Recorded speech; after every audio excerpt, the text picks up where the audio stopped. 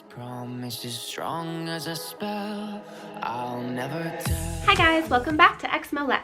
You guys sent in some really great questions for a Q&A, so that's what we're going to do today. But before we get started, I have one quick exciting announcement. My friends at Bellesa and I are literally giving away free toys or gift cards for toys for anybody who signs up for my giveaway. The link for the giveaway will be in the description as well as right here on the screen, so don't miss out. Their products are really high quality and they have so many different great ones to choose from. I would personally recommend the Demi Wand for beginners. It's really simple, really easy to use, and comes in this cute little charging case. But my personal favorite is the Pebble. Again, super cute little charging case. It has different options for suction and vibration, and again, very sleek, very subtle, super cute.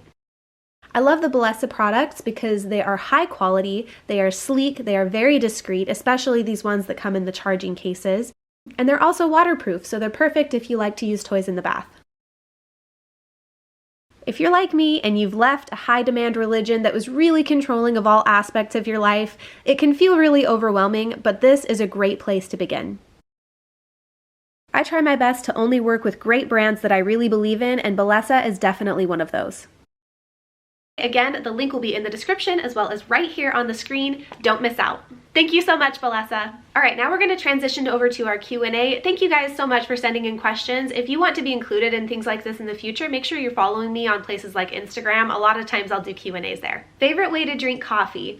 I gotta say, my favorite way to drink coffee is probably either as a latte or a mocha. I really love the flavor of the espresso blending with the milk and then adding something extra in, like an extra flavoring, like a white chocolate or something like that is just delicious. I also will say that since the time I first tried coffee a couple of years ago to now, I need less and less of the flavoring to make it appealing to me. It's one of those things where you kind of just have to try lots of different things and see what you like. And if you need to add more sweetener in the beginning, there's nothing wrong with that. But I think the more you do that, the less sweetener you'll want. Are there any Mormon practices / values that are still present in your non-religious life now? I would say the one thing that is the most Mormon about me above all else is that I'm still very much into family history and genealogy. This is something that I kind of started getting into in recent months, but I really am interested in it. To me, it's fascinating and I love learning about it. In fact, I love it so much that I've actually considered making an entire video on this topic because most of my ancestors several generations back are Mormon,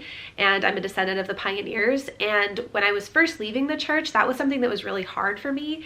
And through the years, as I've processed that better, I feel like now it's something that I have a lot of peace with, and I would love to talk about it more in depth. But I absolutely love learning about history, especially mine. I love learning about my ancestors. I love seeing their photos and hearing their stories. And family history is something that the church is very, very into, a lot of times for the purpose of baptisms for the dead, which obviously I don't care about that, but I do love learning about my ancestors and my history. I notice you read a lot. Have you ever considered writing?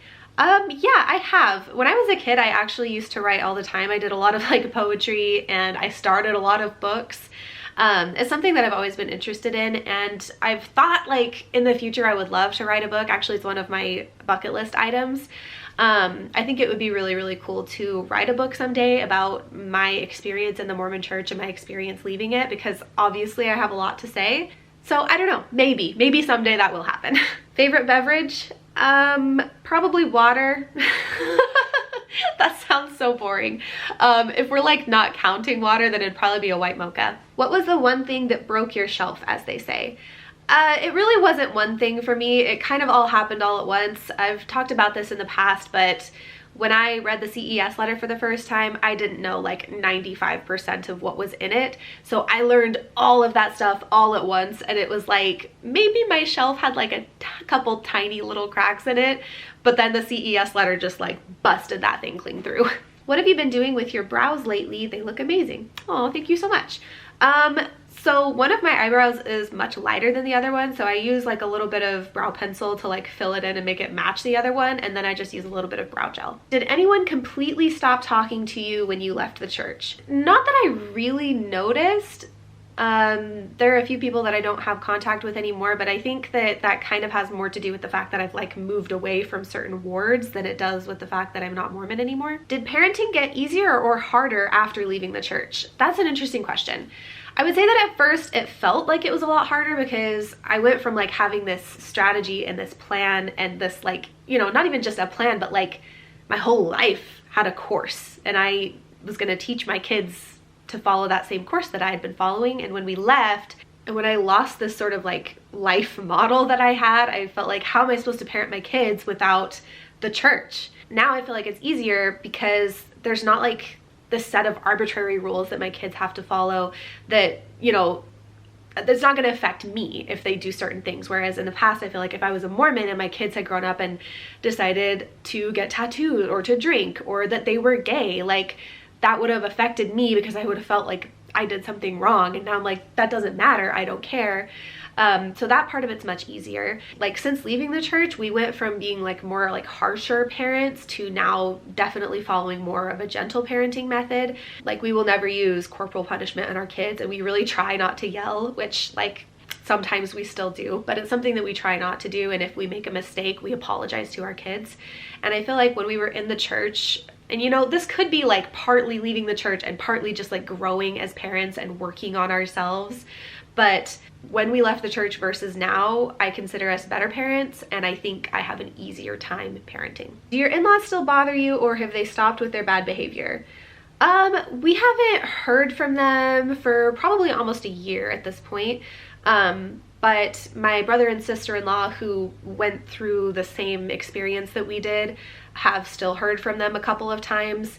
They haven't tried to like apologize or anything, but you know, they still want to have contact, or they still want to, you know, they'll say like, oh, we still love you, we just want to talk, which is like, you know, we don't have anything to apologize for, so we won't, but we do want to have access to your kids. But they've mostly left us alone, thank God. Hopefully that continues and they can just live their lives and we can live our lives and we'll be separate and happy. Was it hard to partner with Valessa? Great product and message, but purity culture.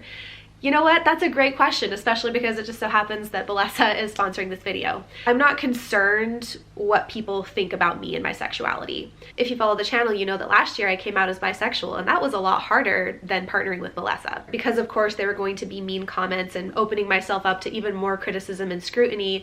Like, I'm pretty sure there were people on YouTube who made entire videos about the fact that I came out as bisexual, which was like, why do you care so much? And there was some part of me initially that wondered, you know, what about the ex-Mormons who are not at this point in their journey yet? What about the people who don't feel as comfortable with sexuality yet? Like, are they going to be put off by this type of video? But then I thought, you know, they can just choose not to watch it or not participate. But for those of us who are, you know, feel liberated after leaving the church, those of us who are ready to sort of learn more about ourselves and learn more about our bodies and celebrate our bodies, this can be a really great thing for us. I have absolutely no regrets about it. I think that's something that is normal and should be more normal to talk about. And especially for women, like in purity culture, women are particularly looked down upon if they have sexual desires. And I think that's so wrong. We should be able to celebrate our bodies. We should be able to talk about it. Like, I should be able to get on YouTube and like have a conversation and talk to you guys about this kind of stuff without it being like super taboo. Anyway, that's just my 2 cents. Don't forget to sign up for the giveaway.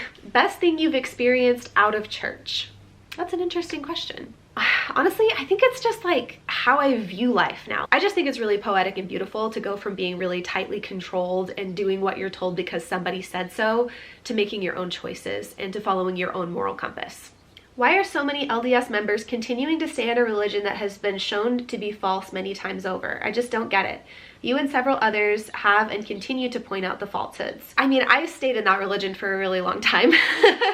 And part of it, you know, I didn't know a lot about the things that I know now. And so, and I didn't want to, like, I didn't want to look into it. I was told not to.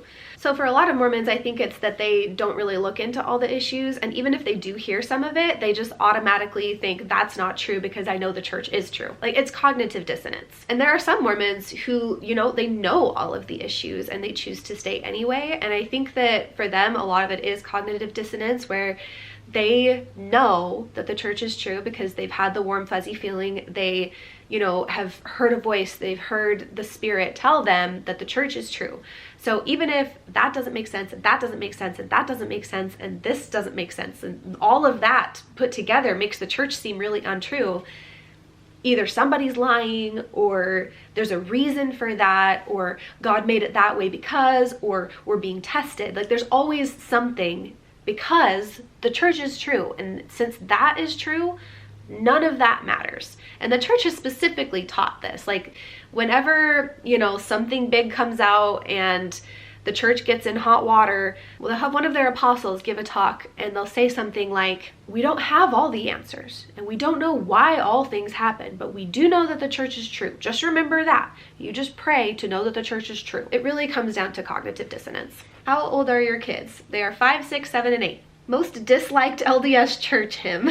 Now it would probably be Praise to the Man, just because I know so much more about Joseph Smith now. And, you know, I used to think he was a martyr and he was this incredible person, and now I think he was a charismatic cult leader. So yeah, the lyrics are not doing it for me anymore. Does pineapple belong on pizza? I think I've answered this before, actually. I don't particularly love pineapple on pizza, but I don't think that it matters that much, and we should just let people do what they want. Do you speak any more languages? I wish. What did you do with all of your LDS stuff? I threw out all of my books of Mormon. My mom, who is not LDS, suggested that I donate them, but I couldn't allow for the LDS lies to be spread. It was really releasing to throw them out. Almost all of the stuff that I had when I left the church, I also threw away. And I kind of regret that now, because there's stuff that I wish I still had. Like, I used to have a Book of Mormon that was printed upside down. So like the cover was upside down. It was really cool. I liked it. Anyway, I did throw most of that stuff away, and I've kind of had to like re-buy some things. Like, I wanted to have a copy of the Book of Mormon now that I make content, and I wanted to have a copy of the Bible, and I wanted to have some of these old church books that I used to have.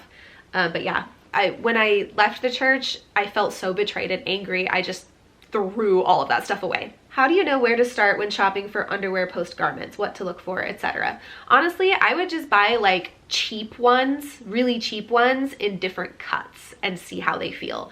Because for me, like, I like pretty specific types of underwear and specific types of fabric, and I probably spent too much money on like nicer ones, trying them, thinking that I might like them, when I really should have just like gone to Walmart and got some cheap ones in all of the different cuts and see how those felt. And it's going to be different for every person. For me personally, I really like the MeUndies underwear because they're like really soft, and I like the different cuts that they have. They just feel the best on me. So my advice would be to buy cheap ones in different cuts and try them and see how they feel before deciding to like buy expensive underwear. Isn't it interesting how mean TBMs can be if you don't fit their narrative, even if you don't know them? It is interesting, and it's really sad.